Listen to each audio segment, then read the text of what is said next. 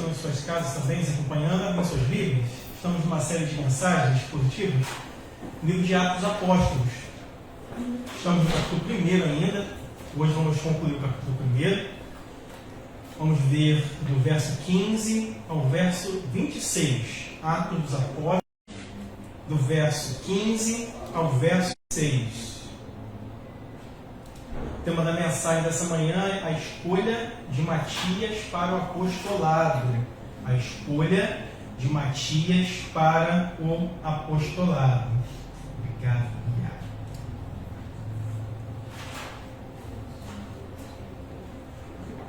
Diz assim o texto bíblico: naqueles dias, levantou-se Pedro no meio dos irmãos. Ora, compunha-se a assembleia de umas 120 pessoas e disse: irmãos, convinha que se cumprisse a escritura que o Espírito Santo proferiu anteriormente por boca de Davi acerca de Judas, que foi o guia daqueles que prenderam Jesus, porque ele era contado entre nós e teve parte neste ministério. Ora, este homem adquiriu um campo com preço da iniquidade, e precipitando-se, rompeu-se pelo meio, e todas as suas entranhas se derramaram. E isto chegou ao conhecimento de todos os habitantes de Jerusalém, de maneira que, em sua própria língua, esse campo era chamado Aceldama, isto é, campo de sangue. Porque está escrito no livro dos Salmos: fique deserta a sua morada, e não haja quem nela habite, e tome outro o seu encargo. É necessário, pois, que dos homens que nos acompanharam todo o tempo que o Senhor Jesus andou entre nós, começando no batismo de João, até o dia em que dentre nós foi levado às alturas, que foi a ascensão que nós vimos na semana passada, um destes se torne testemunha conosco da sua ressurreição. Então, propuseram dois: José, chamado Barsabás, cognominado Justo, e Matias. E orando disseram: tu, Senhor, que conheces o coração de todos, revela-nos qual destes dois tens escolhido para preencher a vaga neste ministério e apostolado, do qual Judas se transviou, e indo para o seu próprio lugar. E os lançaram em sorte, vindo a sorte recair sobre Matias, sendo então votado o lugar com os 11 apóstolos. Vamos orar? Senhor Jesus, está diante de nós levando a sua palavra, Pai. Que teu Santo Espírito nos conduza e aplique as verdades da palavra do Senhor a cada coração aqui nessa manhã. É a oração que eu faço e te agradeço em nome de Jesus. Amém. Amém. A escolha de Matias para o apostolado. Voltando um pouquinho alguns versículos aí na sua Bíblia, do verso 12 ao verso 14, a gente vai observar algumas coisas importantes para entender o que está acontecendo aqui. Volta aí, acompanhe aí, por favor. Verso 12 de Atos 1. Então voltaram para Jerusalém do monte chamado Olival, que dista daquela cidade tanto como a jornada de um sábado, aproximadamente 1 quilômetro. Tá? Aproximadamente 1 quilômetro. Quando ali entraram, subiram para o cenáculo, onde se reuniam Pedro, João, Tiago, André, Filipe, Tomé, Bartolomeu, Mateus, Tiago, filho de Alfeu, que tem um outro Tiago, ok? Simão, o Zelote, e Judas, filho de Tiago, que não é um outro Judas aqui. Todos estes perseveravam unânimes em oração com as mulheres, com Maria, mãe de Jesus, e com os irmãos dele. Ok? Lucas faz questão aqui desses versos anteriores de mostrar que partiram apóstolos que ali estavam com ele, para a gente entender o porquê da necessidade da troca ou da substituição para um outro apóstolo. Okay? Desse monte chamado Olival, Jesus havia sido elevado aos céus em sua seu retorno para a casa do Pai. O Monte das Oliveiras não estava distante de Jerusalém, apenas um jornal de um sábado, conforme diz o texto aqui, que conforme a tradição judaica ou a lei judaica, um israelita, sem transgredir o quarto mandamento da lei moral, ele podia caminhar durante o sábado mais apenas, no máximo, 1 quilômetro. Se ele andasse mais do que isso, ele estava transgredindo a um princípio da lei lá do Antigo Testamento, dos 10 mandamentos, ok? Por isso, Lucas faz questão de narrar, de escrever aqui qual a distância, o máximo que eles haviam caminhado, dizendo que eles não haviam transgredido nada da lei. Isso é significativo porque a gente vai observar mais adiante que é uma mudança da transição da forma como Deus faz a aliança com o seu povo. A gente vai observar isso aqui, tá no texto. Quando eles chegaram à casa que se hospedaram, subiram ao cenáculo e estavam. Por isso, a identificação de cada... Tem em vista que Judas já não estava mais aqui. Só tem os 11. Isso é importante na narrativa. Lucas menciona o nome de cada um aqui. Alguns entendem que esses nomes estão meio que organizados em algum grupo. É possível até fazer isso. Essa organização de 4 grupos aqui. Não é nada absurdo, não. Mas é o que menos importa aqui na narrativa.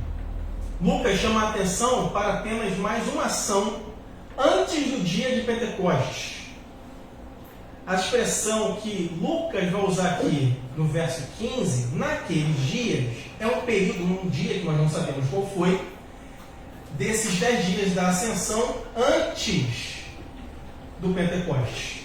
Então, nesses 10 dias que antecederiam o dia do Pentecostes, uma festa judaica, foi quando eles decidiram ali escolher a substituição para um novo apóstolo. Então isso é importante na narrativa também. E a eleição desse apóstolo substitui Judas. E a gente vai trabalhar aqui rapidamente nesses versículos que nós acabamos de ler.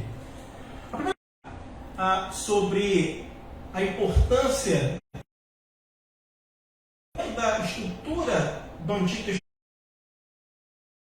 Testamento que vai permanecer no Novo, você observa que existiam quantas tribos? 12.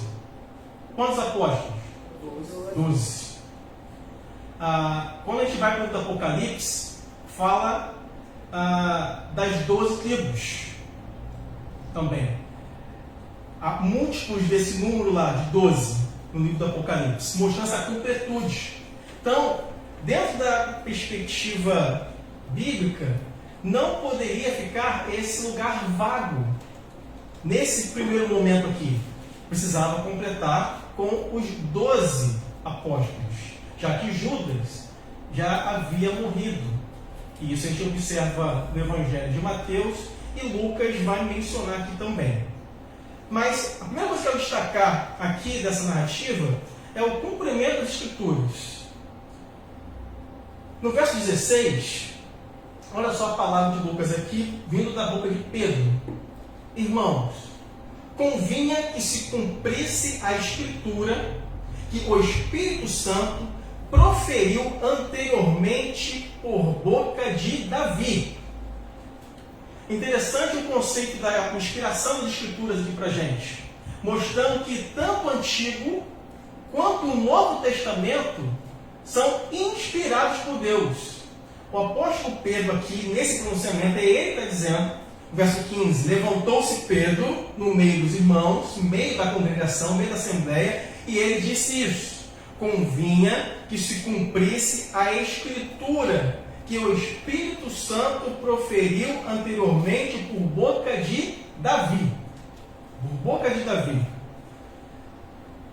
Os escritores do Antigo Testamento tinham consciência que aquilo que eles escreviam era o próprio Deus falando por meio deles. É aquilo que Deus lhes ordenava ou lhes mandava escrever. Existem vários textos do Antigo Testamento que denotam isso para a gente. Não vou ler todos, mas eu vou citá-los, tá? Alguns. Êxodo capítulo 17, verso 14. Êxodo 34, versículo 37. Verso 2. profeta Isaías, capítulo 8, Isaías, capítulo 30, verso 8, Jeremias, capítulo 25, versículo 13, Jeremias, capítulo 30, verso 2, Ezequiel, capítulo 24, versículo 1, Daniel, capítulo 12, versículo 4. Existe mais? Sim. Tem alguns textos que mostram essa consciência de que os autores do Antigo Testamento tinham a certeza de que aquilo que eles falavam e escreviam era vindo da parte de Deus. Isso é importante para a gente entender o que está acontecendo aqui. Os profetas tinham essa consciência de que eram portadores de uma mensagem divina.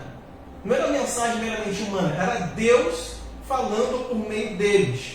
E eles sempre começavam e afirmavam essa inspiração que vinha por parte de Deus, por meio do Santo Espírito na vida deles, com uma fórmula. Qual? Assim diz o Senhor. Toda vez que você lê na sua Bíblia, assim diz o Senhor, é Deus que está falando, por meio da boca do profeta.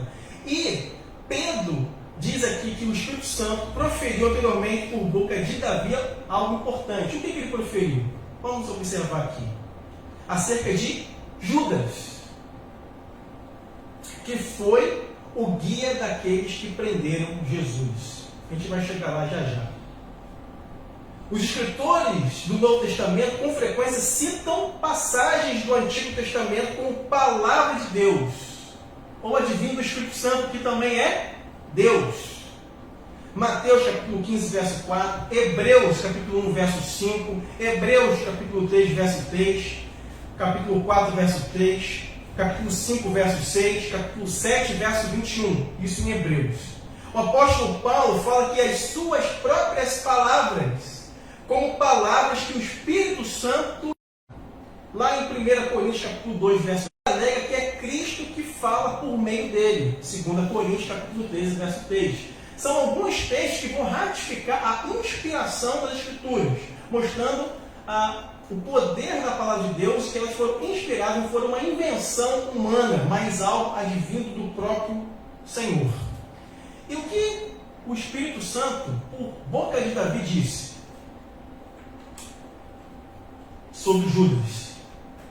Verso 17 e 19 diz assim: porque ele era contado entre nós e teve parte desse ministério. Ora, este homem adquiriu um campo com o preço da iniquidade, e precipitando-se, rompeu-se pelo meio, e todas as suas entranhas se derramaram. E isto chegou ao conhecimento de todos os habitantes de Jerusalém, de maneira que, em sua própria língua, esse campo era chamado Aceldama, isto é, campo de sangue.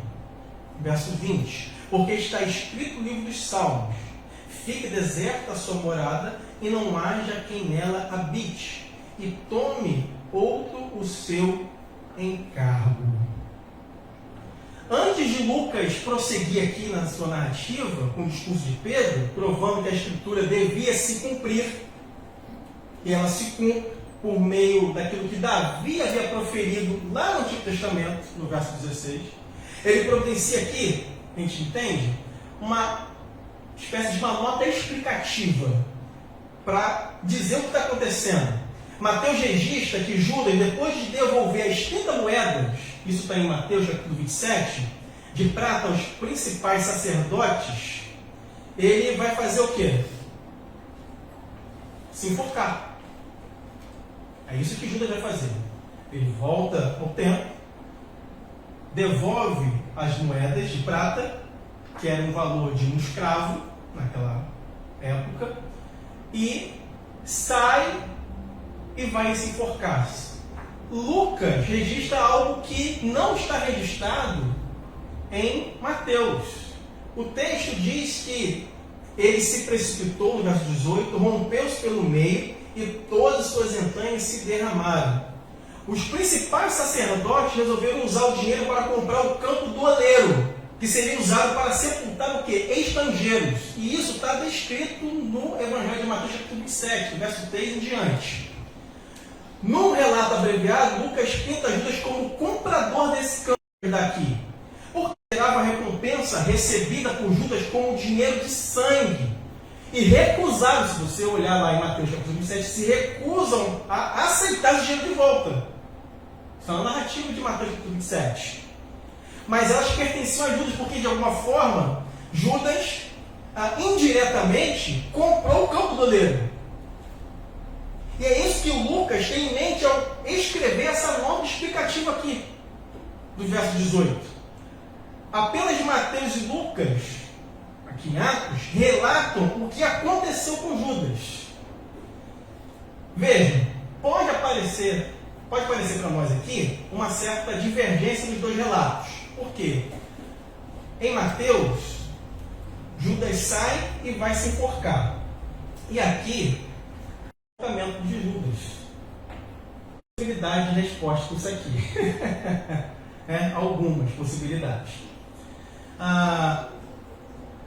Uma delas, me parece muito plausível, ninguém vai conseguir se enforcar a tal ponto, assim, né? Com a própria mão aqui puxando, assim, né? Tem que estar pendurado em algum lugar. Em uma árvore, né? Alguma coisa para pesar no seu corpo. Provavelmente, vendo a geografia do lugar para onde Judas foi, possivelmente, embora Lucas não relate isso aqui, mas conforme eu dizer que o corpo se rompeu, imagina a cena, né? Provavelmente Judas está no lugar mais elevado e quando ele vai se enforcar e fica ali pendurado por algum tempo, o corpo cai, algum galho, alguma coisa assim pode ter quebrado, e quando o corpo cai, se despedaça todo. É uma possibilidade daquilo que aconteceu com Judas. E Lucas, o evangelista aqui, ele dá esse destaque, esse, entre aspas, acréscimo mais detalhado do que aconteceu com Judas. E qual o propósito disso aqui, nessa morte chocante até? É mostrar para nós e para os leitores que viriam a ter contato com esse texto, que a morte de Judas foi algo terrível. Por ele ter traído.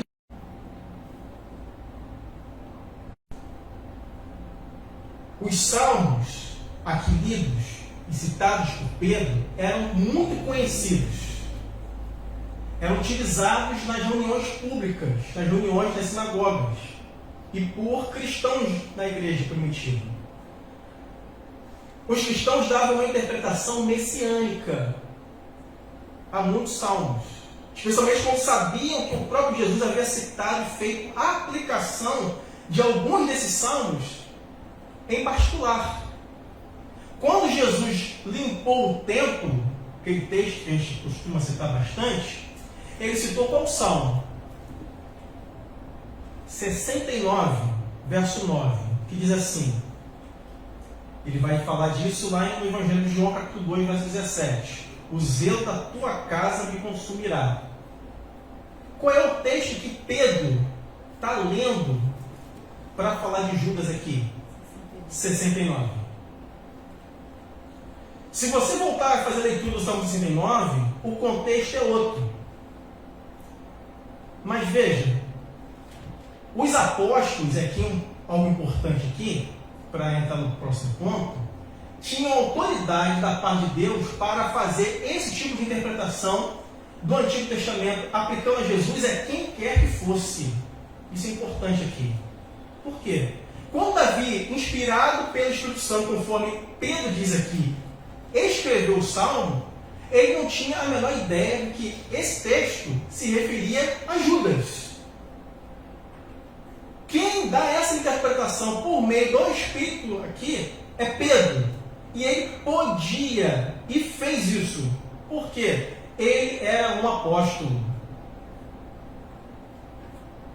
A interpretação dos discípulos, dos apóstolos no Novo Testamento, de textos do Antigo Testamento, são importantíssimos. Por quê? A interpretação deles é certa, é perfeita, é infalível. Não tem como estar errada a interpretação deles. Por isso, quando nós fazemos algum tipo de interpretação hoje do Antigo Testamento, temos que ter muito cuidado. Por quê? Para não alegorizar o texto, dizer o que o texto não diz. o apóstolo Pedro afirma aqui no texto que nós acabamos de ler, que o Espírito Santo disse por meio da boca de Davi, que o salmo, texto aqui lido que nós vimos aqui do verso 20, era referente a Judas. Esse Pedro disse que é referente a Judas,